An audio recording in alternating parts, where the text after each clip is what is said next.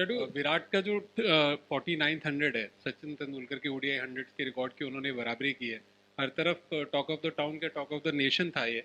कहीं ना कहीं इंडियन टीम को भी इसके बारे में पता होगा, तो सेलिब्रेट कैसे करेंगे? कुछ है स्पेशल अरेंजमेंट, कुछ प्लान करेंगे अभी? नहीं, अभी तक ऐसा कुछ है नहीं, बट जो भी मतलब 49 50 जो भी है, ये घी थाली में गिर रहा है तो अच्छा है, कहीं बाहर नहीं जा रहा है तो चलते रहने दो। और क्या है उसमें, और खुशी की बात है कि इम्पोर्टेंट गेम्स में और इम्पोर्टेंट टूर्नामेंट है और ये वर्ल्ड कप इंडिया में हो रहा है, तो जितना भी रिकॉर्ड टूटे, रन्स बने, विकेट ले, सब हमारे लिए अच्छा ही है। तो बस चलने दो, नज़र मत लगाना किसी की। रविंद्र रविंद्र एक मिनट के लिए मैं आपको बोलूं कि आप कैप्टन के जैसे सोचें और आपके पास आपके जैसा खिलाड़ी हो जो 10 ओवर कर रहा है, हर मैच में 50 से अंदर रन दे रहा है, बैटिंग भी कर रहा है, फील्डिंग में, तो आप कितने खुश होंगे? देखो, मैं तो खुश तो बहुत ही हूँ। और आपने कैप्टन की बात कही तो मैं तो पहले मैच से ही कैप्टन की तरह ही सोचता हूँ, बट बना नहीं हूँ, वो अलग बात है। बट ऐसे ऐसे ऑलराउंडर ऑलराउंडर का रोल यही होता है कि अगर कोई ऐसी टफ सिचुएशन में थोड़े 30 35 40 रन बनाने पड़ते और जब पार्टनरशिप लगी हो, तब एक आधा विकेट आउट करके पूरा गेम चेंज कर सकते हैं, तो वही उनका रोल होता है। और कोशिश में यही करता हूँ कि इम्पैक्टफुल परफॉर्मेंस रहे मेरा, बैटिंग में या बॉलिंग में, जब टीम को ज़रूरत हो, कोई भी डिपार्टमेंट में। और फील्डिंग तो मैं कभी भी ग्रांटेड नहीं लेता हूँ, मुझे भी लगता है कि मेरे से भी कैच छूट सकती है, तो मैं और तैयार रहता हूँ कि मेरे पास अगर कैच आ गई तो रिलैक्स नहीं रहता हूँ फील्डिंग पे। तो बस कोशिश करता रहता हूँ, बाकी कभी कभार होती है, कभी कभार नहीं होती है, बट कोशिश लगी रहती है।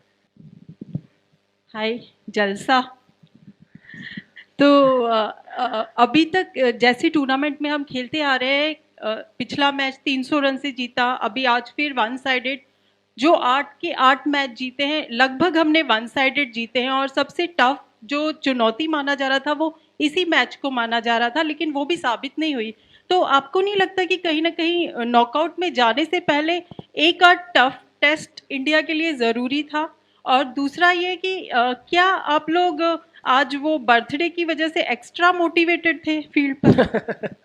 नहीं नहीं, बर्थडे और इंडिया के लिए खेलने से कोई कुछ भी चीज़ रिलेटेड नहीं है। जब भी इंडिया जर्सी में हम खेलते हैं तो हर एक दिन बर्थडे ही होता है, क्योंकि बहुत कम लोगों को मौका मिलता है इंडियन जर्सी पहनने के लिए, तो बहुत ही बड़ी बात होती है। बट नहीं, अगर बर्थडे के दिन अच्छा परफॉर्मेंस किया और टीम जीती हो तो और वो डबल स्पेशल हो जाता है। और जैसे आपने पूछा कि कोई टफ मैच क्यों नहीं बना, तो अच्छी बात है कि टफ मैच बनना भी नहीं चाहिए। सामने वाली टीम अगर खेलने आए तो उनको लगना चाहिए कि वो और प्रेशर में और पैनिक कर जाए, कि उनका जो प्रिपरेशन है कि भाई ये इंडिया के सामने खेलने जाएंगे तो उनकी टीम बहुत ही ज़बरदस्त परफॉर्म कर रही है बैटिंग बॉलिंग फील्डिंग में, तो यही होना चाहिए। और मैं कहूँगा कि ये वाला जो अभी स्टेज आएगा वो तो और इम्पोर्टेंट है। तो अगर हम वन साइड मैचेस जीत रहे हैं तो सामने वाली टीम के ऊपर और दबाव बना रहेगा। जिड्डू, थोड़ा पिच के बारे में अगर आप बताओ। अभी साउथ अफ्रीका के कोच आए, उन्होंने कहा 320 का विकेट तो नहीं था, मतलब बहुत रन लगे आपके उस हिसाब से, तो थोड़ा विकेट कैसा बिहेव किया फर्स्ट हाफ में, फिर सेकंड हाफ जब आपने बॉल डाला, पंजा लिया, तो थोड़ा विकेट के बारे में आप बताओ कैसा था? थिंक जब उन लोग बॉलिंग डाल रहे तो ज़्यादा हेल्प था, मेरे ख्याल से टर्न ज़्यादा था और विकेट का में बाउंस भी इतना नहीं था। बट अभी अगर मैं पर्सनली मेरा ओपिनियन अगर आप बोलोगे तो जो दोपहर में विकेट चल रहा था और अभी चल रहा था, वो अभी थोड़ा इजी हो गया था। इजी नहीं कहूँगा बट ठीक था। बट दोपहर में तो टर्न भी था और स्लो भी था, तो बैट्समैन मार ही नहीं सकते। बट क्रेडिट विराट और जो मिडिल ऑर्डर बैट्समैन ने उन लोग के स्पिनर्स को हैंडल किया, वो बहुत ही अच्छा था। और हमें आइडिया है कि कलकत्ता जब भी आते हैं तो थोड़ा बाउंस कम रहता है और स्पिन भी रहता ही है, तो मे बी वो एक एडवांटेज था कि हम लोग को पता था कि स्पिन होगा और विकेट स्लो ही खेलेगा, तो वो मेंटली प्रिपरेशन दिमाग में वो लेके खेल रहे थे। रविंद्र, जब टॉस जीते तो काफ़ी आसान रहा होगा कि पहले बैटिंग करनी है, उनका जो रिकॉर्ड था वो देख के। और दूसरा ये कि कुछ आइडिया था कि विकेट थोड़ी स्लो हो जाएगी स्पिनर्स के लिए? नहीं, टॉस जीतने के बाद हम अपने आप को चैलेंज करने का देख रहे थे, क्योंकि अगर हम दोपहर में बॉल डालते तो शायद अलग और इतने रन ना बनते, क्योंकि मैंने जैसे कहा कि बहुत ही रुक रहा था और बाउंस भी नहीं था और टर्न ज़्यादा हो रहा था, लगातार टर्न हो ही रहा था। तो एक चैलेंज अपने आप को करने वाली बात थी कि हम पहला बैटिंग लेके सेकंड अगर ड्यू भी आ जाता है तो ड्यू के साथ हम कैसे बॉल डाल सकते हैं, क्योंकि नॉकआउट स्टेज में कभी अगर ऐसी सिचुएशन आ गई तो हमको वो सिचुएशन में कैसे सिचुएशन को हैंडल करना है वो पता होना चाहिए, तो बस वही एक रीज़न था। जड़ू, आपने तो विराट के 4900 में से मैक्सिमम उसके साथ क्या कुछ खेले भी हैं, साइड लाइन से देखे भी है, तो इस पिच को देखते हुए इस 100 को आप कैसे असेस करते हो, कहाँ पे रखते हो एज अ प्लेयर इस क्वालिटी के 100? देखिए बहुत मैं कहूँगा कि ये उसके लिए भी स्पेशल होगा और टफ होगा, क्योंकि जैसे विकेट दोपहर में था एक टाइम पे ऐसे लग रहा था कि 260 270 भी ठीक है ये विकेट पे, और वो टाइम पे स्ट्राइक रोटेट करना बाउंड्रीज लेना तो वो मेरे ख्याल से बहुत ज़्यादा चैलेंजिंग था। तो स्पेशल मैं कहूँगा कि जब टीम एक टाइम पे रन नहीं आ रहे थे, उनके दोनों स्पिनर ठीक बॉलिंग डाल रहे थे और उसके सामने स्ट्राइक रोटेट करके बाउंड्रीज करके और नॉट आउट और 300 के ऊपर स्कोर पहुंचाना, तो वो एक बहुत बड़ा अचीवमेंट और एक बहुत बड़ा एफर्ट लगता है उसके लिए। जडू, लास्ट 2-3 मैच से हम जैसे देख रहे हैं न्यू बॉल से जैसे हमारा शुरुआत हो रहा है, they are taking wickets with the new ball. As a spinner जब अब उसके बाद आते हैं तो कितना आसान होता है आपके और कुलदीप के लिए, तो थोड़ा सा इस बारे में ज़्यादा।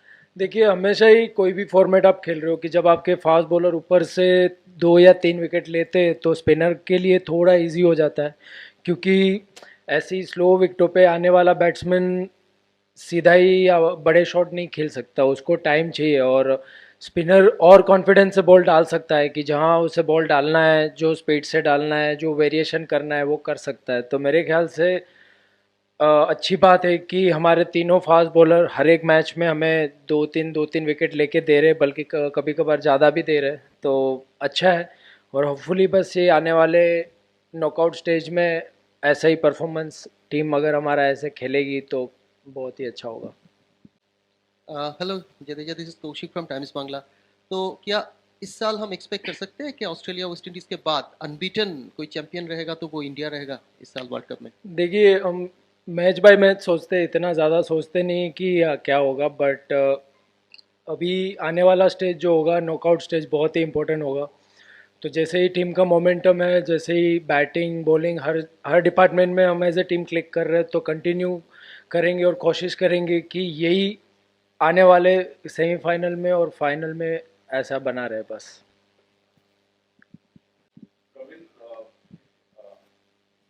सो फार तो आप लोग अनबीटन रहे हैं टूर्नामेंट में, लेकिन टूर्नामेंट शुरू होने के पहले आप लोग कौन सी टीम से ज़्यादा कंपटीशन या टफ मान रहे थे in terms of your planning और प्रिपरेशन? आप और टीम वाइज किसको आप सोच रहे थे सबसे ज़्यादा चैलेंज इस टीम या इन टीमों से मिलेगा? देखिए वाइट बॉल में कभी कभी क्या होता है ना कि ड्यू का फैक्टर आने से जो सिचुएशन होती है वो पूरी डिफरेंट हो जाती है। अगर मैं कहूँ कि दोपहर में अगर हम बॉलिंग डालते और रात को ड्यू आ जाता तो शायद बॉल स्पिन ना भी होता, जो दोपहर में इतना बॉल घूम रहा था।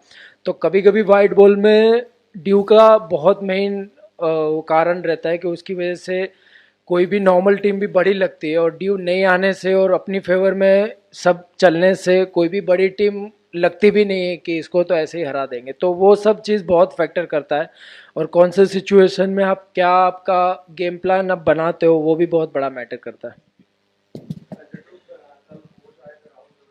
और उनसे सवाल पूछा गया था कि भाई कौन कौन से खिलाड़ी अच्छा कर रहे हैं, बिना आपका नाम लिए हुए उन्होंने कहा कि भाई आपका नाम लिया, उन्होंने कहा कि जडेजा अंडर द रडार हैं, बहुत अच्छा कर रहे हैं, अंडर अप्रिशिएटेड रहे हैं।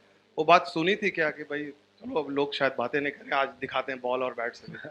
नहीं नहीं, ऐसा मुझे नहीं पता है ऑनेस्टली, बट अच्छा है। लास्ट 3-4 मैच से रिदम बैटिंग में भी बॉलिंग में भी अच्छा कंट्रीब्यूट कर रहा हूँ टीम के लिए, तो एक खुशी होती है कि इम्पोर्टेंट टूर्नामेंट में इम्पोर्टेंट मैचेस में अगर मैं डिलीवर कर रहा हूँ बैट और बॉल के साथ, तो बहुत ही अच्छा लग रहा है कि कॉन्फिडेंस मेरा, और जैसे इम्पोर्टेंट गेम्स अभी आएंगे तो और ज़्यादा मैं इंडिविजुअल अपने आप का परफॉर्मेंस को लेके ज़्यादा कॉन्फिडेंट हो रहा हूँ।